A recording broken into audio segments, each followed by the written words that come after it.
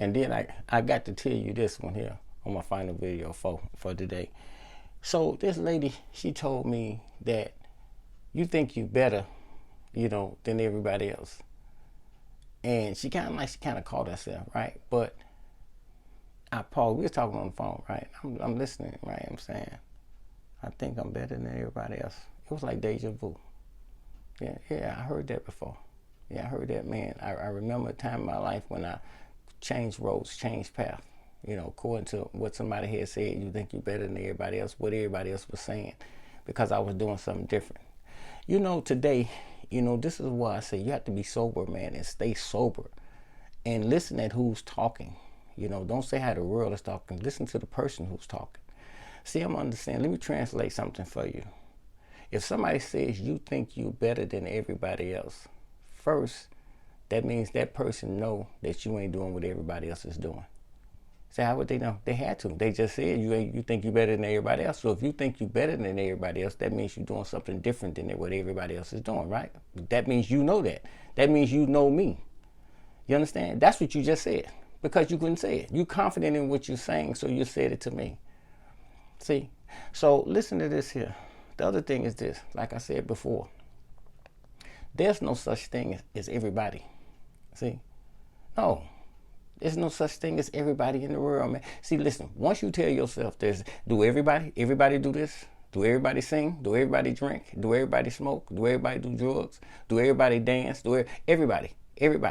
If you got 2-3 people that's excluded from 1,000, that eliminates everybody. But we know it's more than that.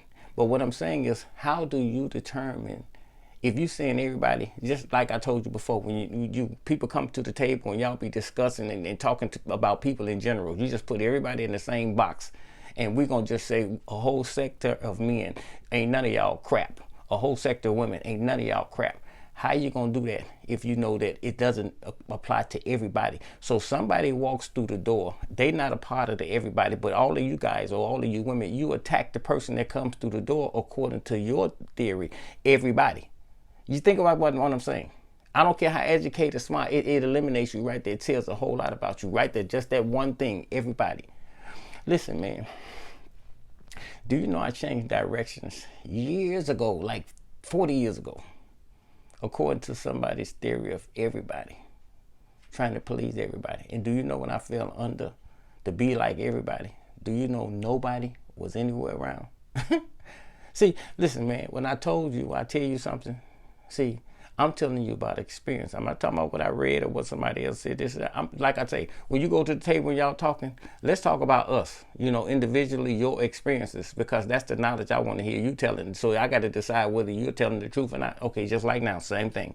When I say everybody, when they said that before, and I changed up to try to be like everybody, there was nobody around when I really needed help. Nobody.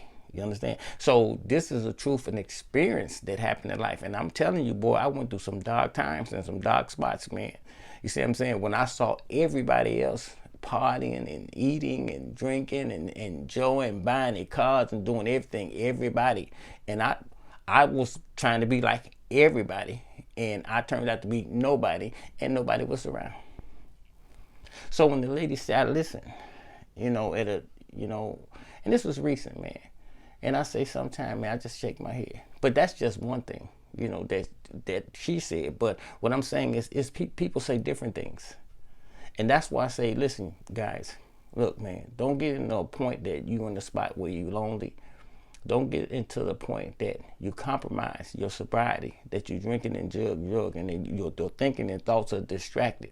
When people say things to you to push you off of what you're doing, and you know in everything you're doing that is elevating, only you know.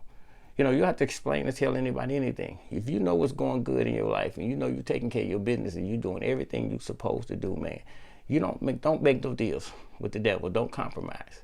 Because like I told you, the people that can hurt you most are the ones that's closest to you. Sometimes they do it intentionally and sometimes they do it unintentionally. They do it because of some stuff maybe be going on in their own life that's got them messed up and confused. And they be probably hating or jealous of you because you got your stuff together.